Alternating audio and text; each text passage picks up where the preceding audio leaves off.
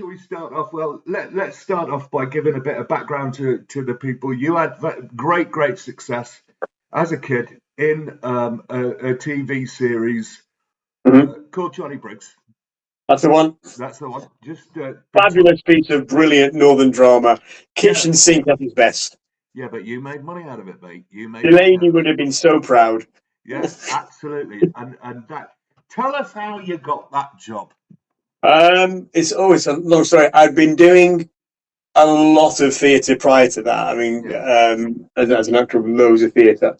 Yeah. And I managed to get a role on another northern great, Juliet Bravo, by an act of absolute random providence. The director of Johnny Briggs just happened to watch the episode of Juliet Bravo I starred in. Wow. And the rest, as they say, was some time ago. Serendipity. How old were you at the time? 18. And you looked younger. You were playing a character that was a lot younger. Yeah, I was playing reckoned about 14, 15. It was never really quite sure. So much younger. How was that experience? So young. It was amazing. I spent 12 weeks in London doing the thing I absolutely loved and had spent years loving and doing, and being paid to do it. I mean, it was incredible. I was sort of seeing that process, working at the rehearsal studios in Acton, then going down to the studios in White City. It was really cool. It was really good. And I forgot to say this, the best experience I've ever had was standing in the dinner queue in the canteen and Mr. Ben ordering sausage and eggs.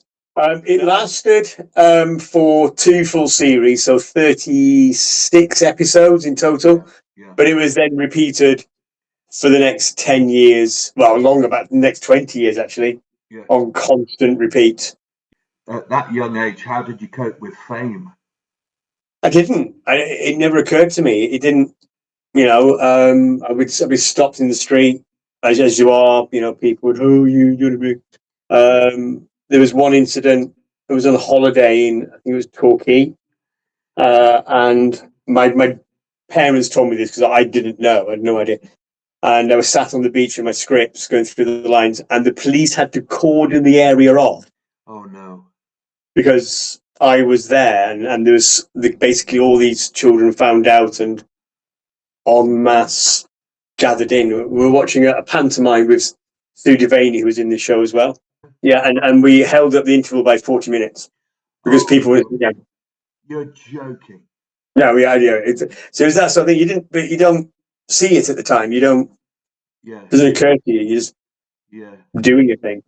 So from that earlier experience, then, did that lead you into training? I don't know. I'd gone to Mount View Theatre School first. Yeah. Did basically a year there. Yeah. Didn't really enjoy it. It wasn't really my thing. I'm not musical theatre. I could do musical theatre, but if anybody's watching, I could do musical theatre.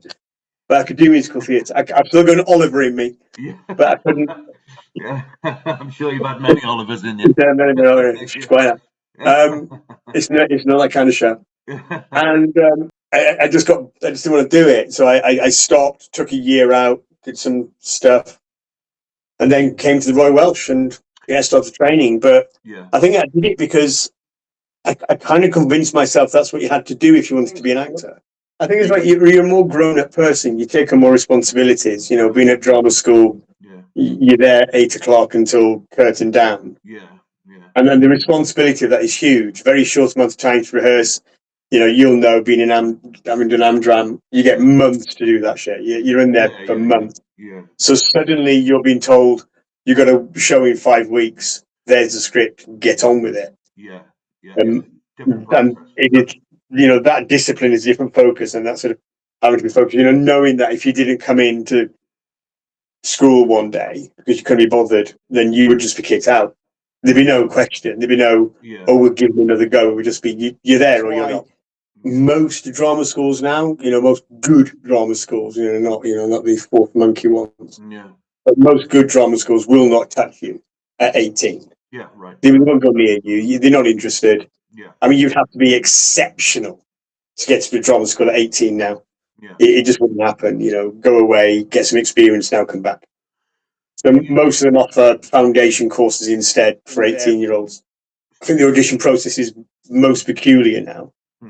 I don't think they're picky enough. I don't think they're choosy enough. And I think as a result, the calibre of people coming out of drama schools is not the calibre it was when we were younger. Right. And as a result of that, it's going to drama school has stopped. It's losing its kudos. Okay. It's losing any sense of, if you look at the calibre of people who came out to drama schools when we were younger, these are top-end, brilliant actors, incredible sort of actors now. Now it's just, it's a factory, places like Mount View, Arts Ed, Lambda, it's a factory. It's a churning factory. And you're losing any credibility, therefore, because you're just pumping out chorus girls, is what you're doing. Wow. Acting has lost, good acting, as we understand it, has lost its way. And people are now presenting themselves rather than acting. They're on stage and they're presenting themselves. I went to see Macbeth, David Tennant's Macbeth. And I think on the whole, most of the people on that stage were acting.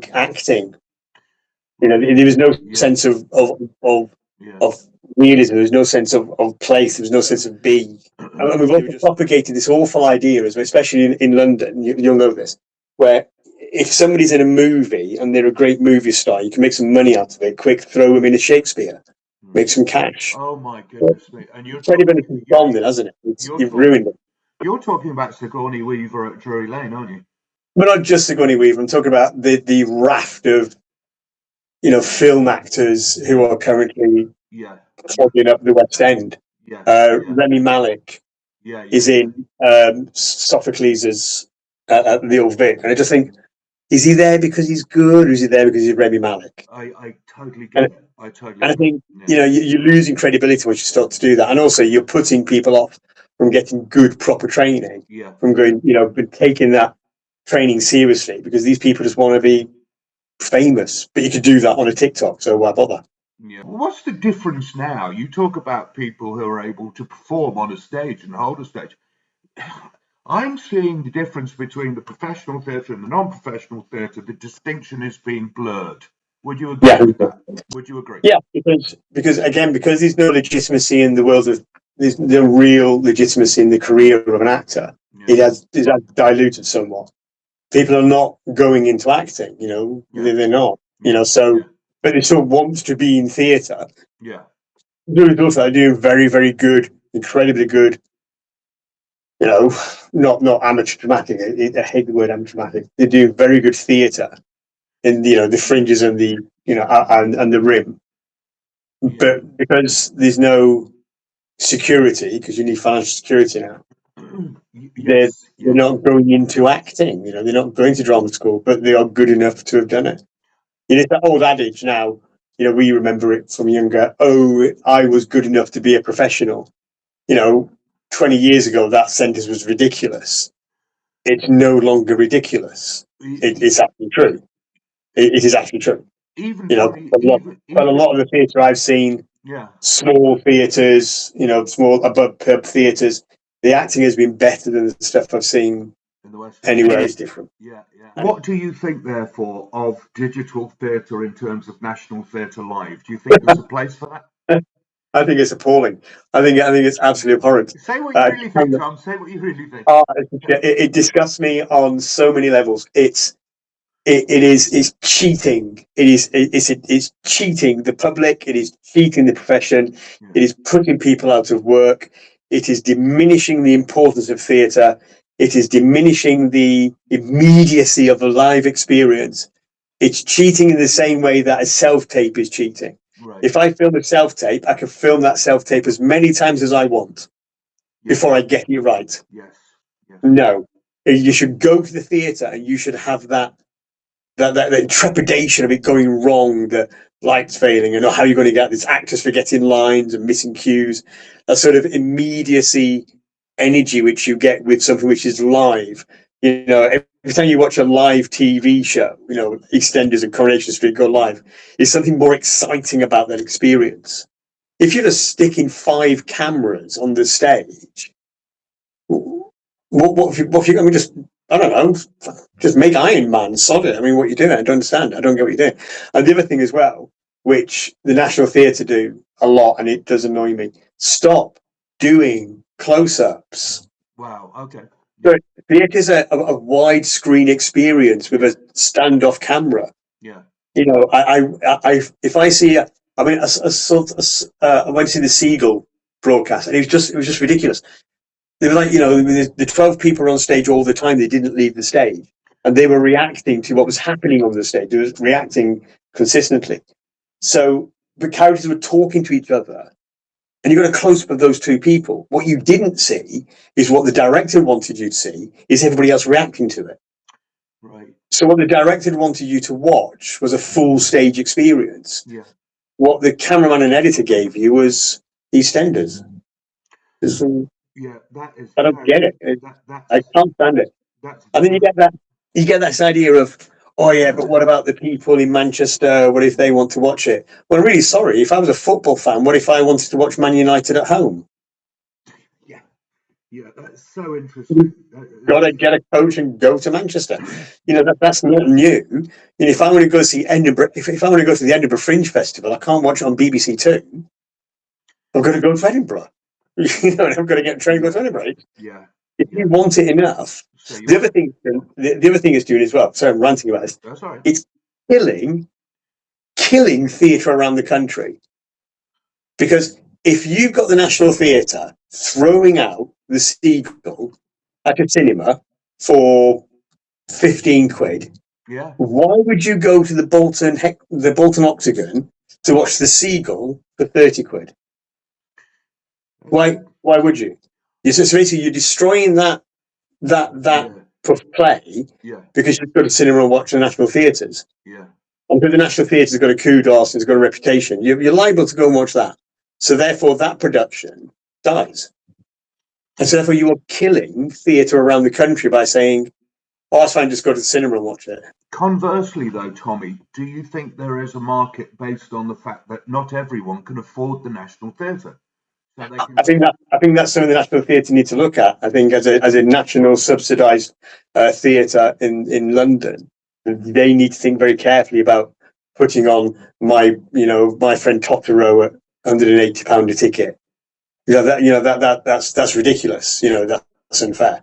Back in not that long ago, you could get tickets to the National for £15, and it's not that long ago. It was while I've been in teaching, 100% while I've been in teaching. You have to return to theatre of the people. You have to, and especially somebody like the National, the RSC, Old Vic, these, Manchester Exchange, these big people theatres. Yes, you do. Yes, you 100% need to make that more affordable. If you want to go watch Mary Poppins by, Cameron McIntosh, pay for his £1 billion mansion in Scotland, then go ahead. But the National needs to be made accessible, and I don't mean therefore put it on film. No, make it accessible. Right. So then going to London is an experience. Yeah. It becomes part of an experience of going to London. Let's go to London, let's watch a show, let's go for dinner and get a coach back. There's nothing wrong with that experience. Do you think then both the RSC and the National Theatre are becoming commercialised, Tom? I think they're having to, because I think and I'm not going to bring politics into it, I think the last government had other priorities. And those priorities didn't include the creative arts, which is incredibly stupid and narrow-minded. Given it's the second largest economy in the country, it's a bit dumb. And I do think that they need to now readdress their balance and make theatre more for the people. And by the people, I mean the people, not a small number of intelligentsia in central London. I mean the people. And I think as soon as you go back to that, Brecht will be happier and theatre will be better.